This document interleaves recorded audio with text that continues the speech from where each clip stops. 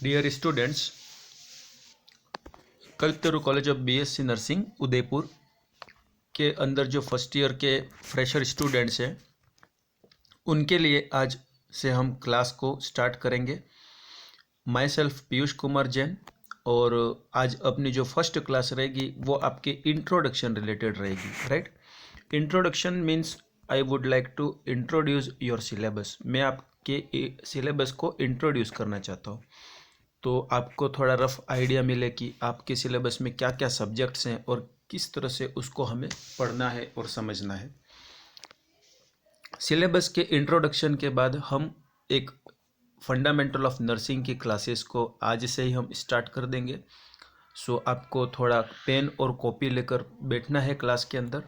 Right, और ये आज मैं आपको यहाँ पर सिलेबस रिलेटेड जो भी इंट्रोडक्शन है उसका वो आपको बताऊंगा कि कैसा हमारा सिलेबस है और हमें किस तरह से तैयारी करनी है।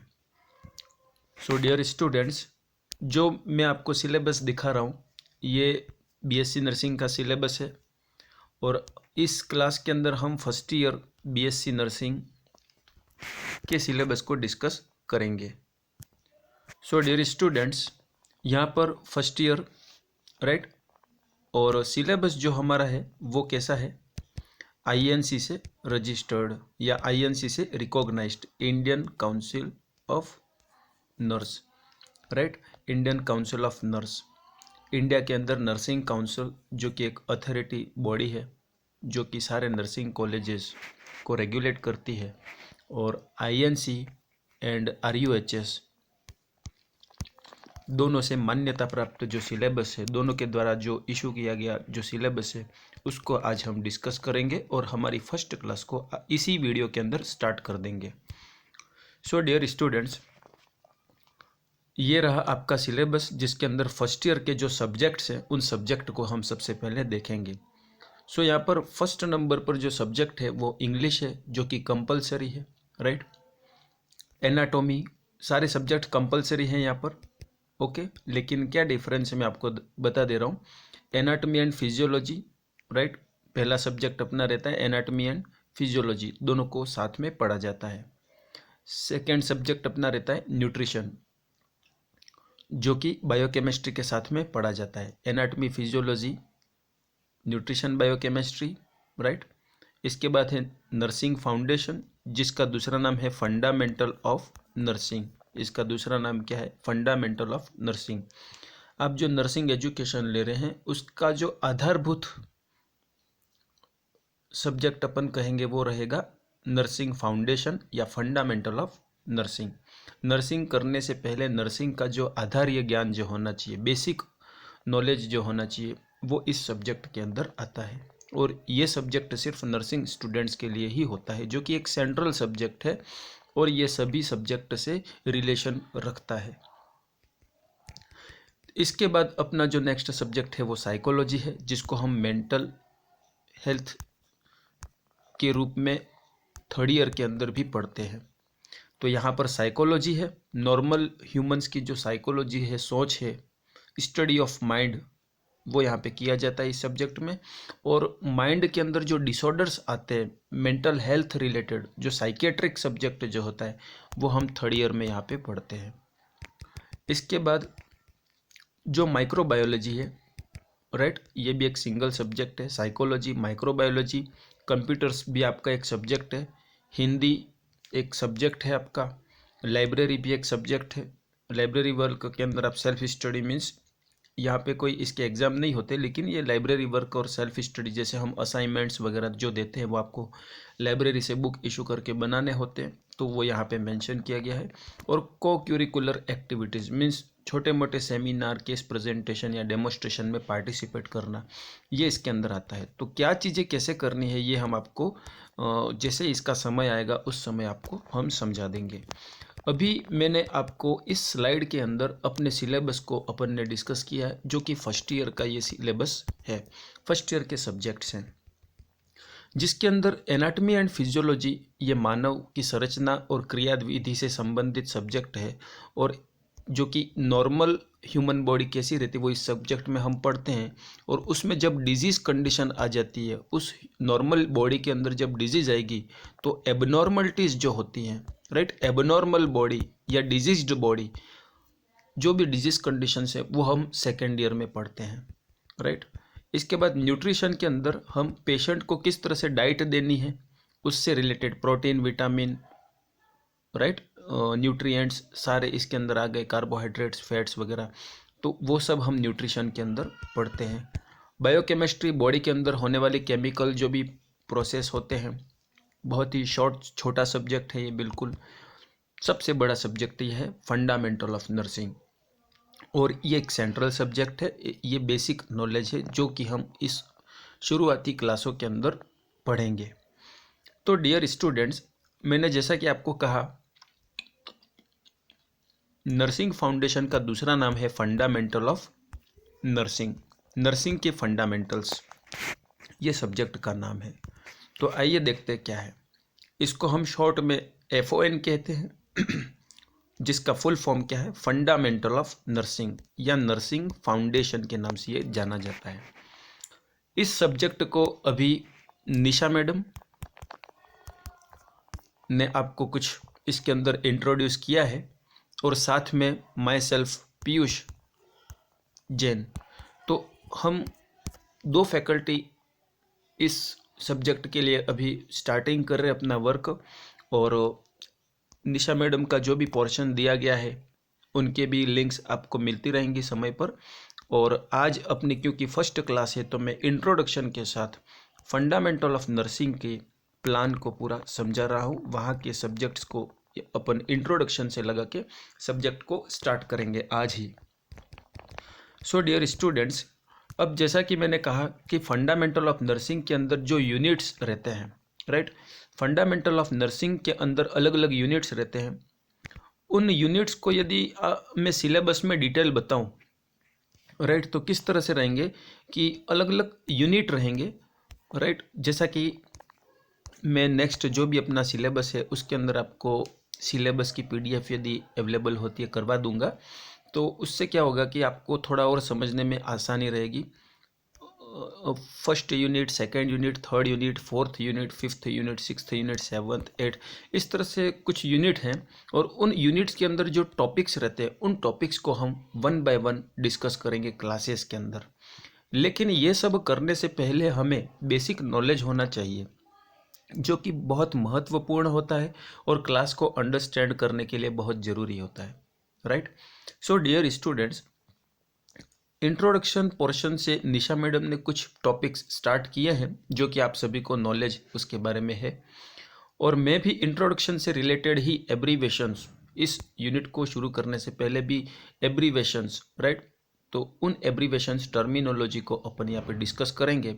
और जैसे जैसे आप स्टूडेंट्स जो हैं, स्टूडेंट्स की जैसे स्ट्रेंथ सारी एक्टिवेटेड हो जाती है, आपके सारे स्टूडेंट्स को ये इन्फॉर्मेशन मिल जाती है और सभी एक प्लेटफॉर्म पे आ जाएंगे अपन कुछ दिनों में, तो अपन फिर 1 बाय 1 यहाँ के टॉपिक्स को भी लेना शुरू करेंगे, राइट। तो शुरुआती आपकी क्लासें इजी रहें, अच्छे से समझ में आए, इसलिए प्योर हिंदी के अंदर और टर्मिनोलॉजी और एब्रीवेशन से, शब्दार्थ से अपन लेके शुरू करेंगे यूनिट की तरफ, टॉपिक की तरफ, राइट।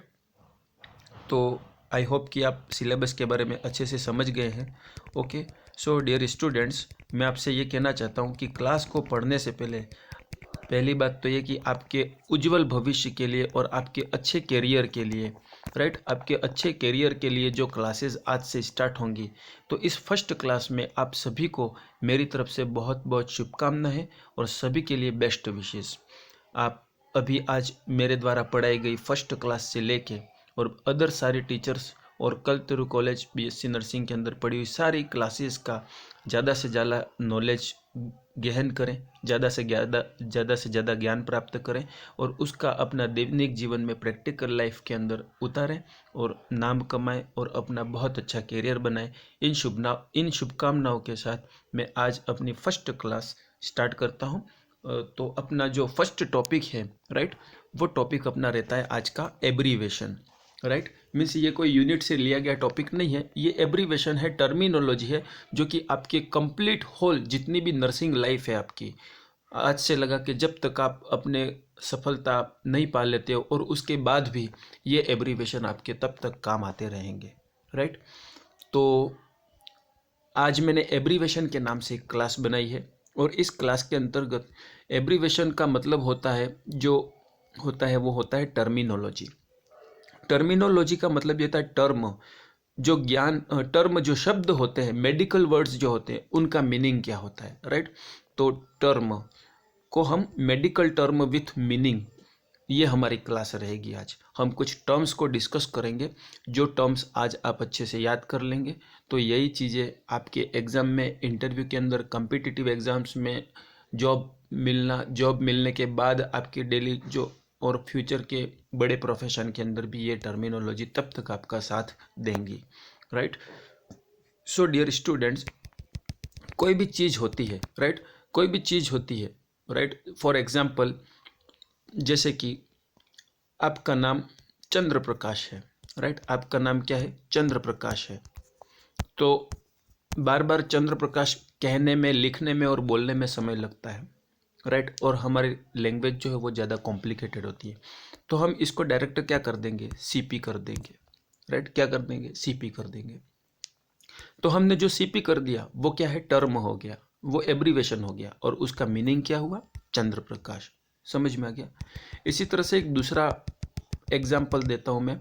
जैसे कि किसी डॉक्टर को कोई बुक लिखनी है, कोई नोट्स लिखने हैं और उसे ट्रीटमेंट लिखना है, उसके पैराग्राफ में 100 बार ट्रीटमेंट आता है। यदि वो कोई सेंटेंस लिखता है, कोई ऐसे लिखता है या कोई नोट्स बनाते हैं, तो उसमें 100 बार यदि ट्रीटमेंट आता है, तो ट्रीटमेंट का शॉर्ट एब्रीवेशन क्या है, RX। ट्रीटमेंट का शॉर्ट एब्रीवेशन क्या है, RX। अब जब जब भी उसे ट्रीटमेंट लिखना है, वो तब उस समय ट्रीटमेंट नहीं लिखेगा, क्या लिख देगा, RX लिख देगा। तो RX पढ़ने वाले को ये होना चाहिए कि वो RX को देख के समझ जाए कि इसका मतलब ट्रीटमेंट होता है। राइट।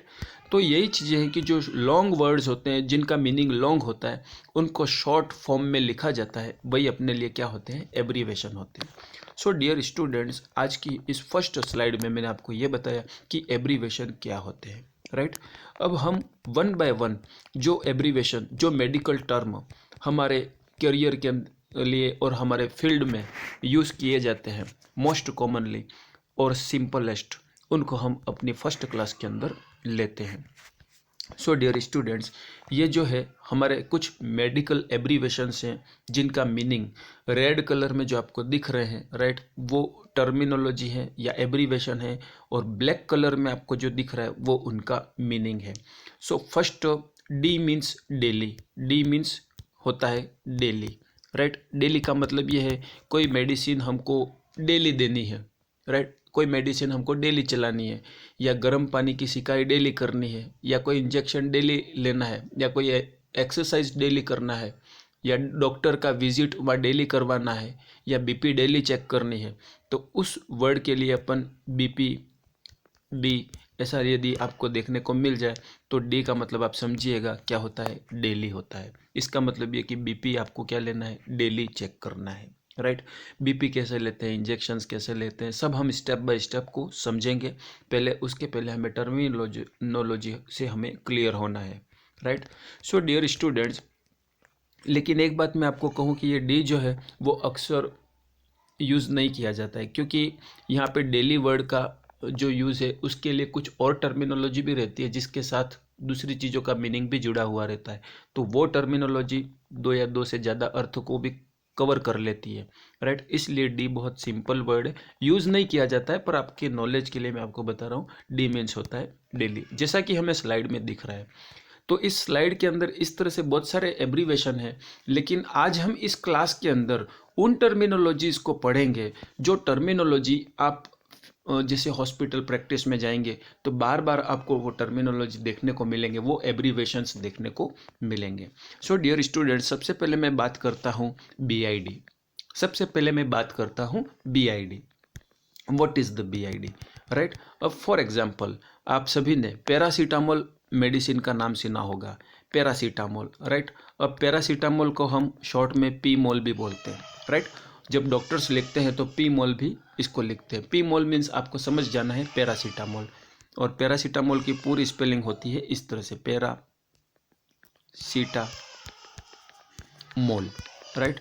और मैं आपको एक सिंगल लाइन में बता दे रहा हूँ कि ये मेडिसिन जो है वो आपके फीवर कम करने के लिए यूज़ की जाती है, राइट। सिंगल लाइन में बताया मैंने, फीवर कम करने के लिए यूज़ की जाती है। हाथ पैर दर्द होते हैं या इन्फ्लामेशन होता है बॉडी में, या फिर टेम्परेचर जो है उसको कम करने के लिए। अभी मैं बहुत शॉर्ट में इसका मीनिंग बता रहा हूँ, बस मुझे कोई और चीज़ समझानी है, इसलिए अपन इस पर ज़्यादा डिस्कस नहीं करेंगे।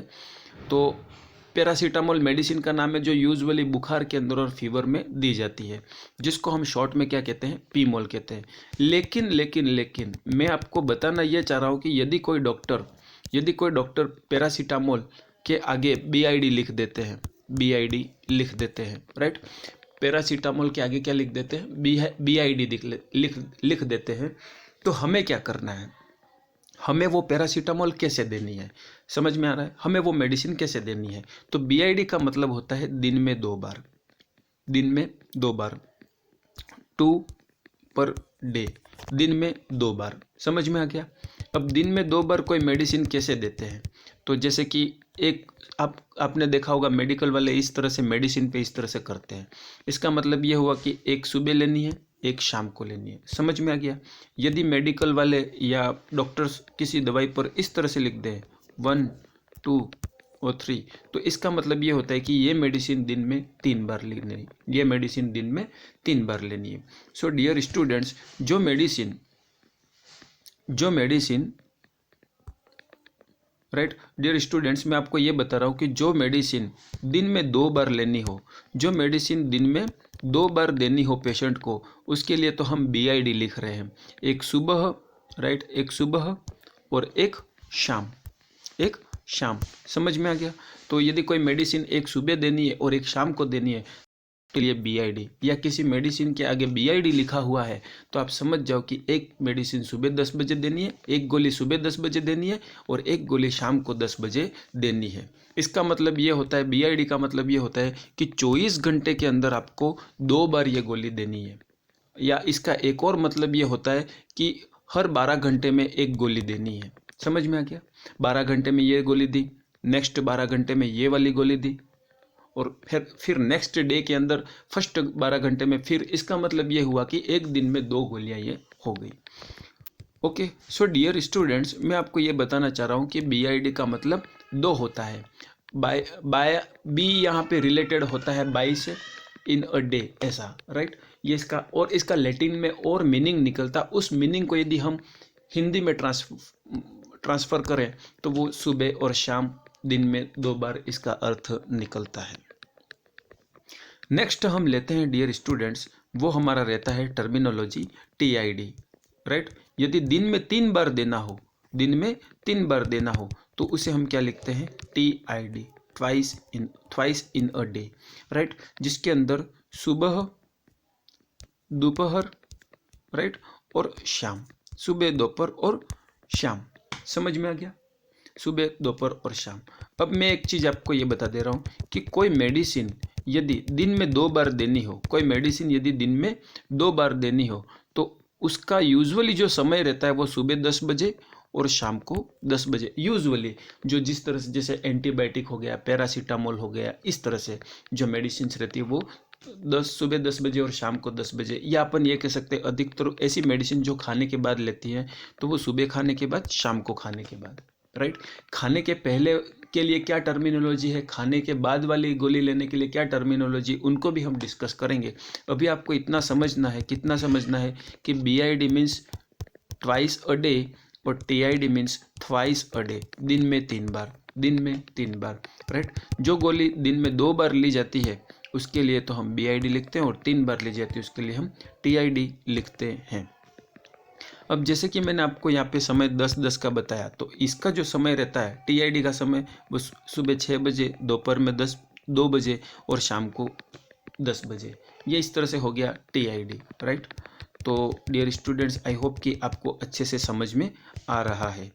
अब मैं आपको ये बताना चाहूँगा कि BID, कोई मेडिसिन हमें BID देनी है तो उसके लिए दिन में 2 बार, राइट। कोई मेडिसिन TID देनी है तो उसके लिए दिन में 3 बार, राइट। कोई मेडिसिन QID देनी है, क्वार्टर मीन्स 1/4, तो दिन के हर चौथाई में एक गोली देनी है तो दिन में 4 बार। दिन में 4 बार जो मेडिसिन दी जाती है उसे हम QID के नाम से लिखते हैं। और माय डियर स्टूडेंट्स, सबसे पहले आता है OD।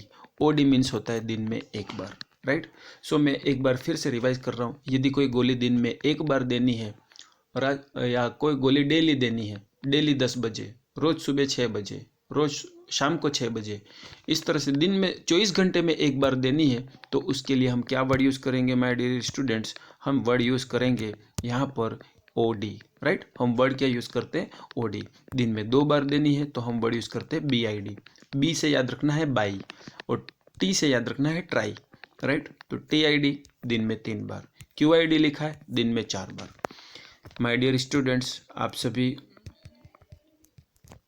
एक्टिव स्टूडेंट्स हैं और आई होप कि आप सभी को ये स्लाइड अच्छे से समझ में आ गई। अब आगे बढ़ेंगे तो यहाँ पे जैसा कि मैंने बताया 3 in a day, 2 in a day, right, 4 in a day, दिन में 4 बार देनी है। अब डियर स्टूडेंट्स, मैं ये बताना चाहूँगा कि AC और PC क्या है, राइट। AC और PC क्या है? AC और PC का क्या मतलब है? AC और PC का मतलब ये होता है, A मतलब पहले और P मतलब पोस्ट। AC और PC, यदि किसी मेडिसिन के आगे, फॉर एग्जाम्पल एक मैं मेडिसिन का नाम बताता हूँ जो ऐसी दी जाती है, जैसे कि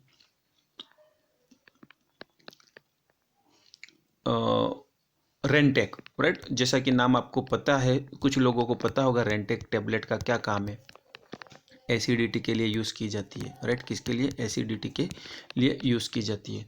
अब रेंटेक एसी लिखा है, एसी का मतलब ये होता है before meal. Before meal, AC का मतलब क्या होता है? बिफोर मील। मील का मतलब होता है, मील का मतलब होता है खाना या भोजन करना, राइट। डाइट, सुबह का मील, शाम का मील, राइट। तो जैसे आपने सुना होगा mid day meal, mid day meal programme. Mid day meal में क्या होता है? दिन के बीच में दलिया, रोटी, दालें जो बच्चों को स्कूलों में दी जाती है, तो मिड डे मील, मील का मतलब होता है फूड प्रोवाइड करना। तो यहाँ पे मील मीन्स वो मील लंच भी हो सकता है, डिनर भी हो सकता है। तो ऐसी का मतलब ये है कि बिफोर मील, मील के पहले गोली दो, गोली दो, आधा घंटा वेट करना है, फिर खाना दो। मतलब खाने से पहले, यदि कोई गोली खाने से पहले लेनी है तो उसके लिए हम क्या वर्ड यूज़ करते हैं माय डियर स्टूडेंट्स? उसके लिए वर्ड हम यूज़ करते हैं AC। उसके लिए हम वर्ड क्या यूज़ करते हैं? AC, right, AC।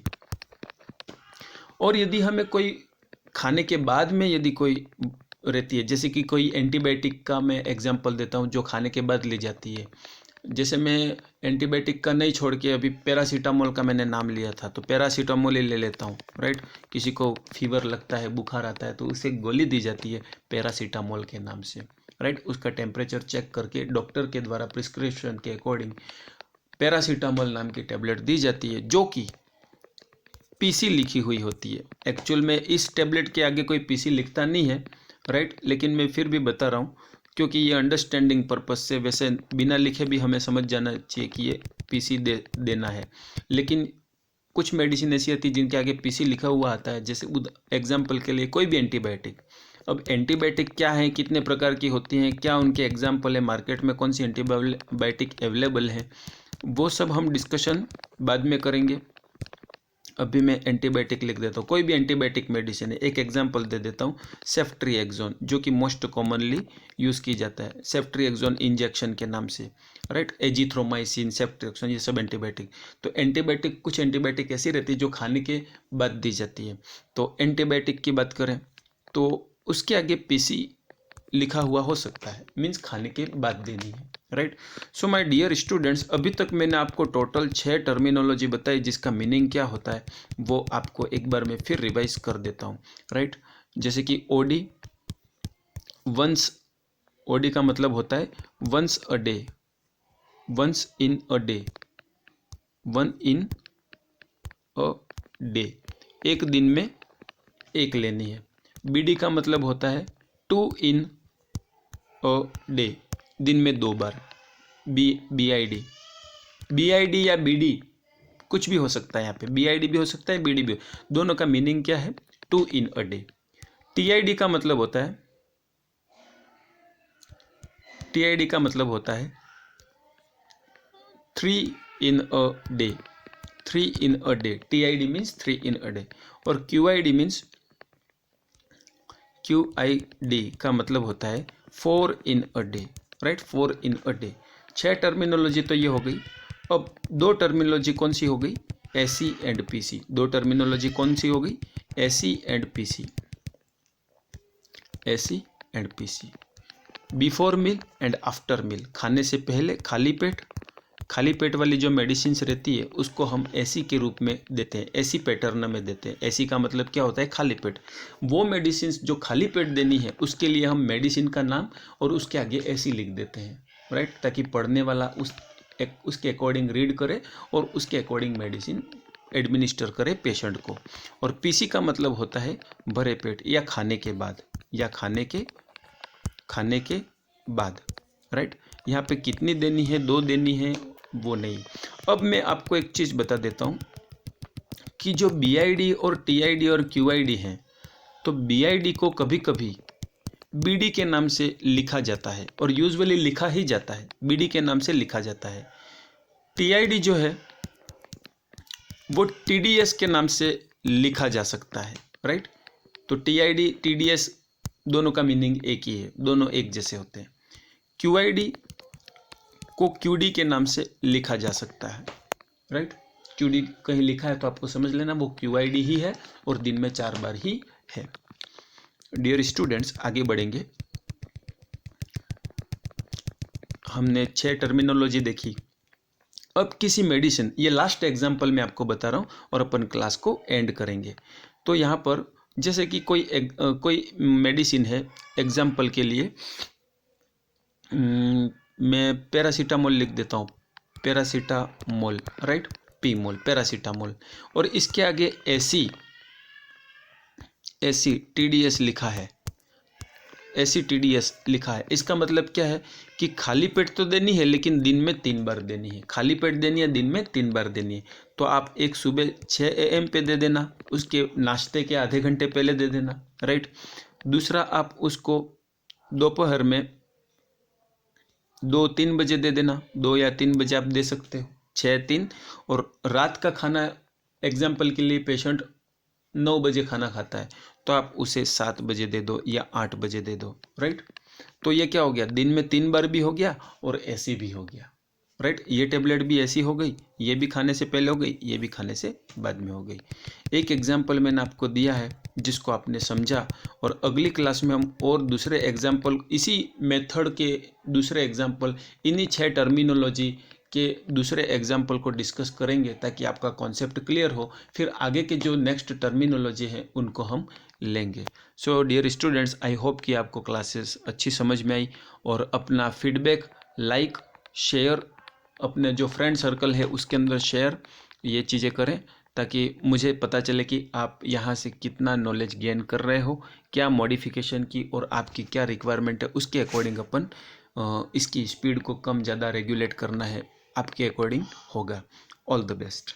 और आप अपनी प्रेजेंट के लिए इसे क्या करें, लाइक करें, वीडियो को यूट्यूब पर लाइक करें और कमेंट के अंदर अपना नाम लिख दें। यदि ऐसा नहीं होता है तो फिर अपन नेक्स्ट क्लास में मैं बताऊंगा कि आपको क्या करना है, राइट। अभी कोशिश कीजिएगा कि आपने अभी तक जो भी चीज़ें पढ़ी हैं उसके अपनी कॉपी के अंदर नोट्स बनाएं, राइट। क्या बनाएं? नोट्स बनाएं, ताकि आपको बार बार वीडियो नहीं देखना पड़े। और जो एग्जाम्पल्स हैं उनको भी आप नोट करें, और क्या करें, कमेंट करें, चैनल पे कमेंट करें, आपका नाम कमेंट करें। और मैं आपका नाम कमेंट करने के लिए क्यों कह रहा हूँ, कमेंट बॉक्स में जाके आपका नाम क्यों लिखना है, क्योंकि आपके नाम को देख के मैं आपके अटेंडेंस को मेंशन करूँगा। All the best.